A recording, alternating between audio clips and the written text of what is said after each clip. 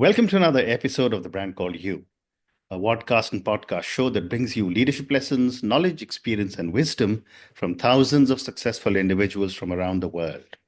I'm your host, Ashutosh Garg, and today I'm delighted to welcome a very senior and accomplished professional from Washington, D.C., USA, Jeannie Dougherty. Jeannie, welcome to the show. Thank you so much. Jeannie is the founder and owner of the Outlier project. She's a positive intelligence or a mental fitness coach for professionals that want a career change without going into debt. And she also helps entrepreneurs that need a vital cash infusion for stable and consistent income. So, Jeannie, my first question to you, tell me about your own journey in brief and what inspired you to transition from mental health counseling to becoming a money expert and a mental fitness coach. Sure. Let me just back up and just say I'm not the founder of the Outlier Project. I'm actually a member. Okay. It's Scott Uh, McGregor who's the founder. No worries, but I'll tell okay. you my story. Yeah. So easily, my story is two things. How I moved from counseling. I still am a counselor and became a money coach or a money expert is because both of my parents got sick with Alzheimer's, and we had no previous family history. And it really shook up my career as well as obviously my relationships with my family. And I took dance classes for my stress. I was exhausted. I was furious, like everything under the sun, because many things went wrong. Mhm. When you have an aging loved one who's unwell, there's a lot of unpredictability and a lot of problems. Although it seems like it should be very simple, we're here to help them. This is what we want to do. We want to take care of them. And the answer was no. Right. So I walked into my dance studio one day, Mhm. and there on the wall was a flyer for Dance and Money. And I was like, I should go. And Mhm. it was for 4 days. Remember long weekends before the Mhm. pandemic? Mhm. And it was about 2.5 hours away. And I did it. And I met my very first emotional and behavioral money coach, which Wow. is me. That's what I do now. Mhm. In my line of work, there's three different kinds of money coaches. There's the budget, which is like, let's get your numbers clear, let's do that. And Mhm. that works for certain money types, to be quite Mhm. honest. Then there's the investment coach, which is like, let's grow your money, which Mhm. also works with different money types. And then there's everything in between, which is the emotional behavioral patterns that we Mhm. create that we sometimes just can't fix on our own, no matter what we do. Mhm. Well said. Well said. And Thank you. Jeannie, what are some common money blocks or limiting beliefs that most professionals or entrepreneurs face? I don't have enough.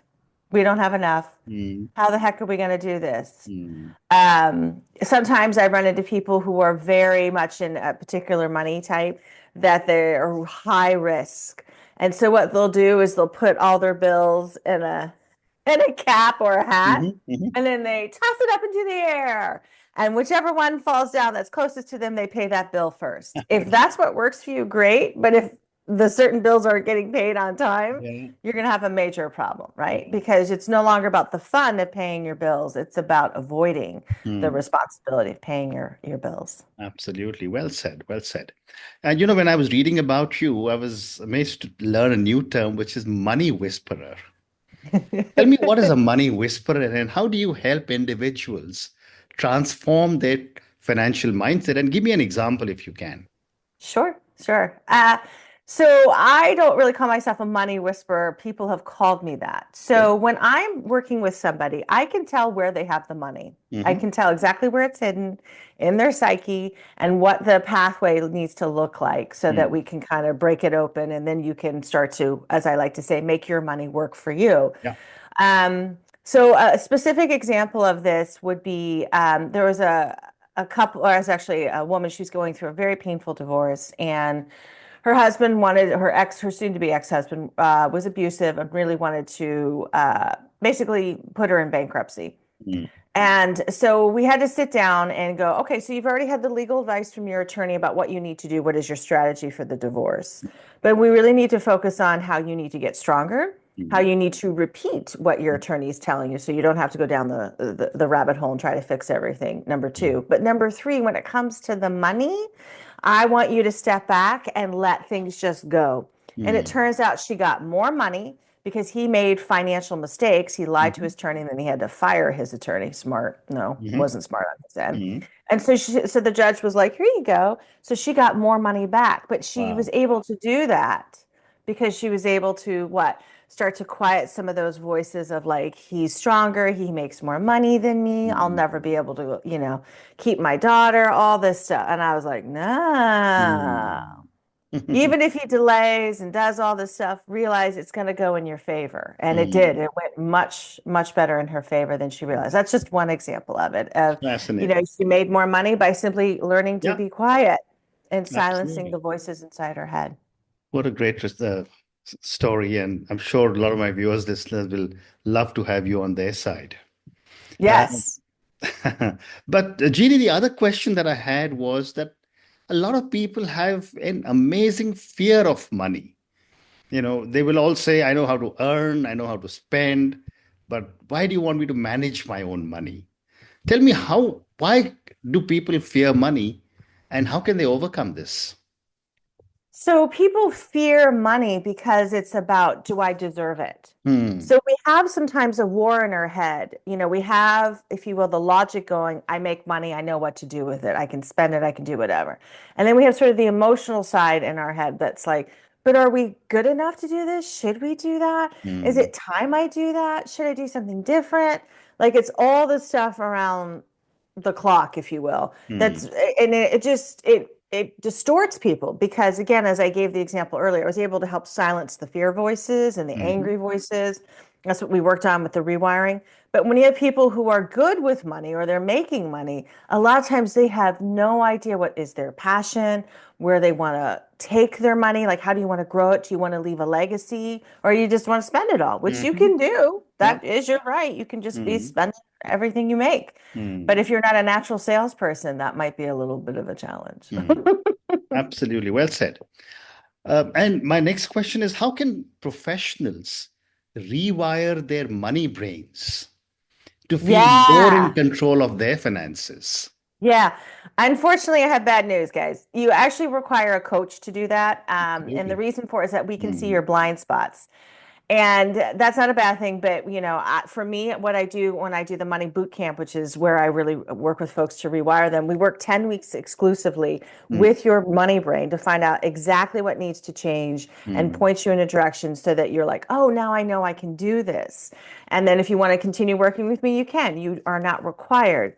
One of the problems with coaching sometimes is that people think they're going to be in coaching for a year. Hmm. And no, you don't. Not for money. We want you to get out there and start making your own money, doing the things that you want to do with your money, and not feel dependent, which is a Hmm. fear, a Hmm. money fear. I can't do this on my own. Hmm. Wow.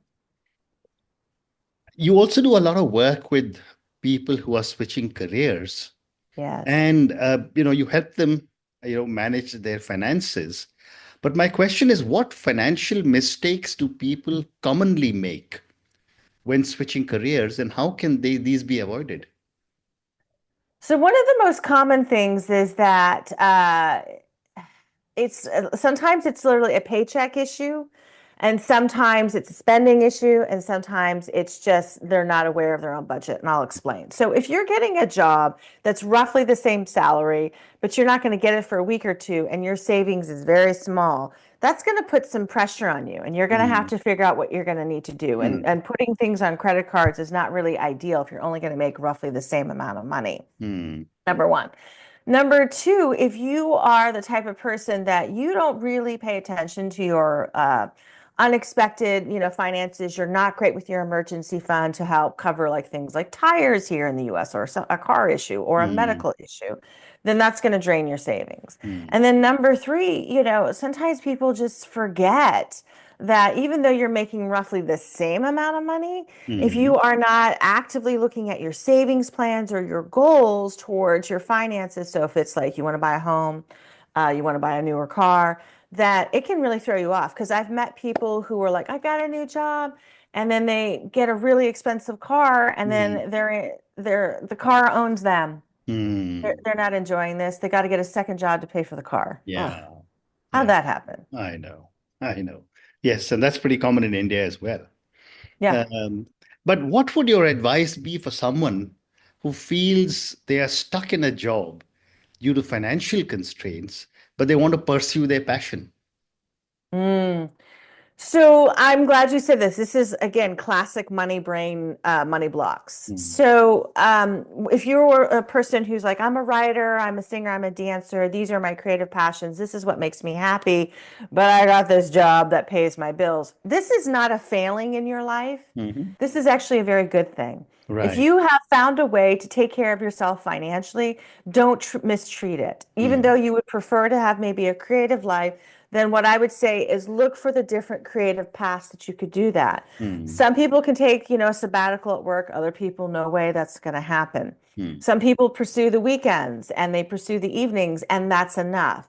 Where it gets really tricky is if you have children and you want to have a creative life. So, what I encourage people to do is to show your children how to be creative, not only at problem solving, at their expression, but also with yourself. Because a lot of times people are they're just gifted and they can mm, figure things out if they're able to utilize their creative talents at work and at home. Then mm, they are leading with a creative life. mm.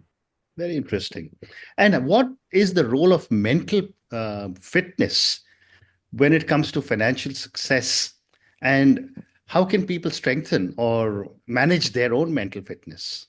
Yeah, it's everything. I mean, honestly, I wish mental fitness was just like some little side thing, but Mm, just investing alone. If you are not prepared that things could go very south very quickly, within like an hour or less, when you invest in the stock market, then you're not really prepared to deal with your money as an adult. But mm, the other piece about mental fitness is, as I gave the example with the divorce, we have a lot of fears, and mm, we also have some real threats out there. It mm, could be a spouse, could be a business partner, could be a nasty boss. And we have to work with our nervous system in a way that's going to allow to give it more energy mm, and keep it happier, so we can do the things we absolutely need to do. mm. Great response. Thanks. What's your framework for building financial resilience, especially Oh, during economic uncertainty? And every few years the world goes through yeah. peaks and troughs in finances. Yeah. So the whole resiliency piece is to really, be aware of the data. So as I refer to it, like from a money brain perspective, it's very important that we understand the logic and the data of what is happening, but it's even more important that we know emotionally that we really are our own economy. It doesn't matter who's in power. It doesn't really matter what's in your bank account. It matters what you're feeling and what are your decisions and Mm, actions that you're going to take. mm, That's how you build a life. That's why, I mean, I remind people this, that here in America, when we had our depression in the 1930s, we also had more millionaires. mm. Wow. How did that happen? Mm, They were well aware of what was going on, and mm, they decided they weren't just lucky people. They actually, found a method that worked for them.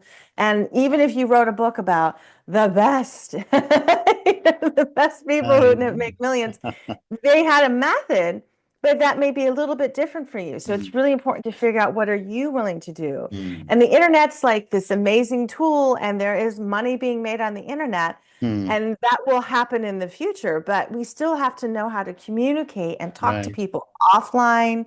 And we need to know how to explain a vision if you want to get a loan, or if you're asking, for investors or angel investors, you've got to find a way to do this. Mm. Well said.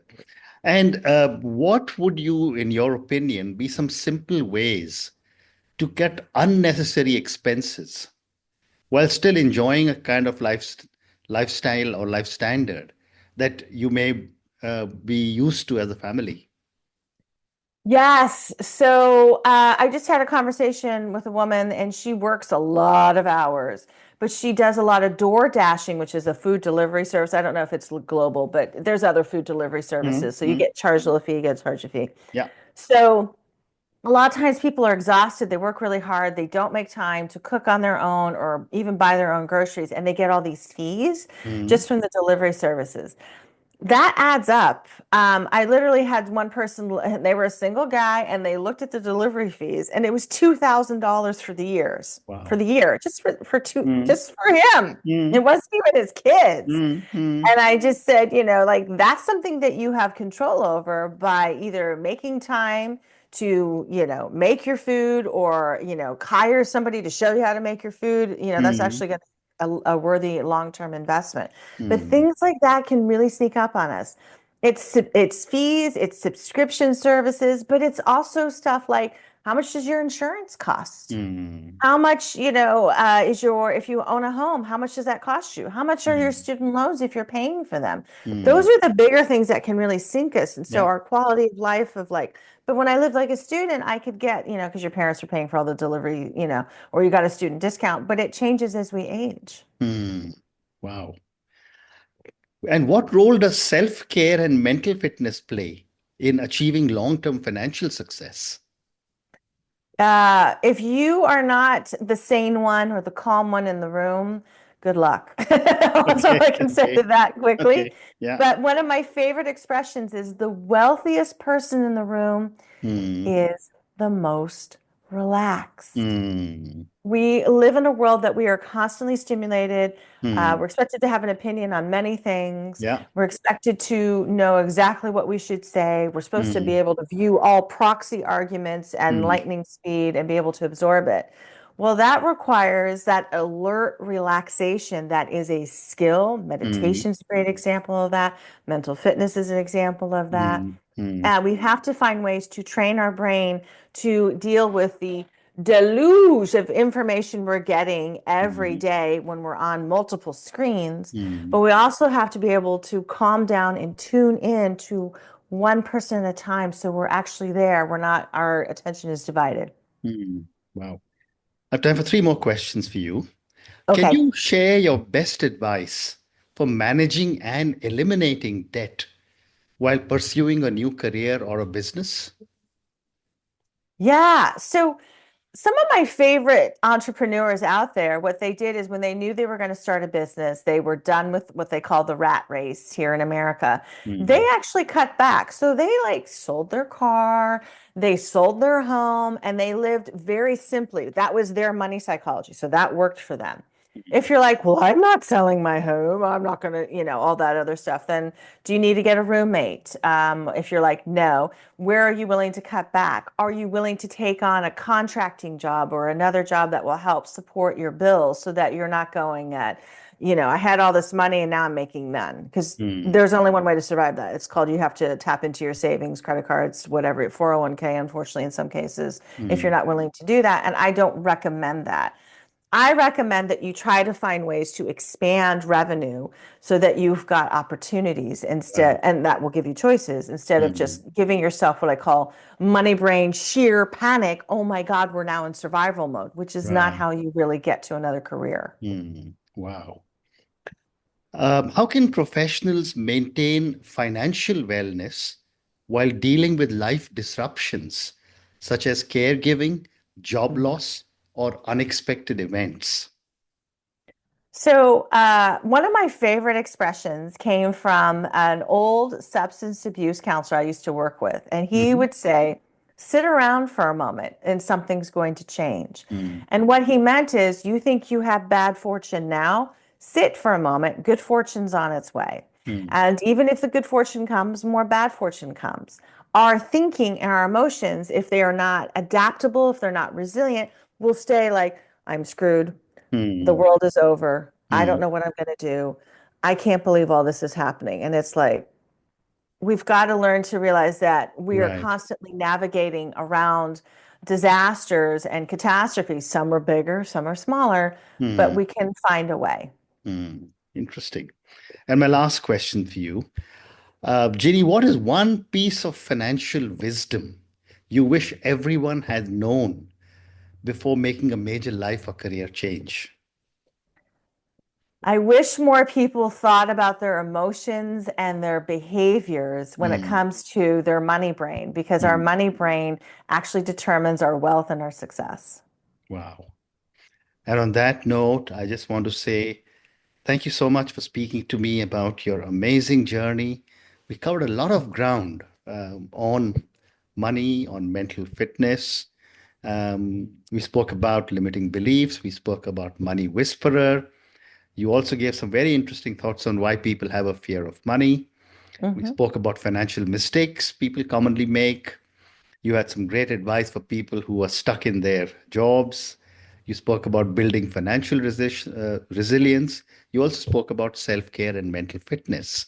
I Yes. was just, as you were speaking, I was almost thinking that the amount of knowledge you have, you did refer to books sometimes, but I'm looking forward to seeing a new book coming from you um, Ah. on all the expertise that you have. But thank you for speaking to me and have a wonderful evening and good luck to you. Thank you so much. Thank you for listening to the Brand Called You videocast and podcast, a platform that brings you knowledge, experience, and wisdom of hundreds of successful individuals from around the world. Do visit our website www.tbcy.in to watch and listen to the stories of many more individuals. You can also follow us on YouTube, Facebook, Instagram, and Twitter. Just search for the Brand Called You.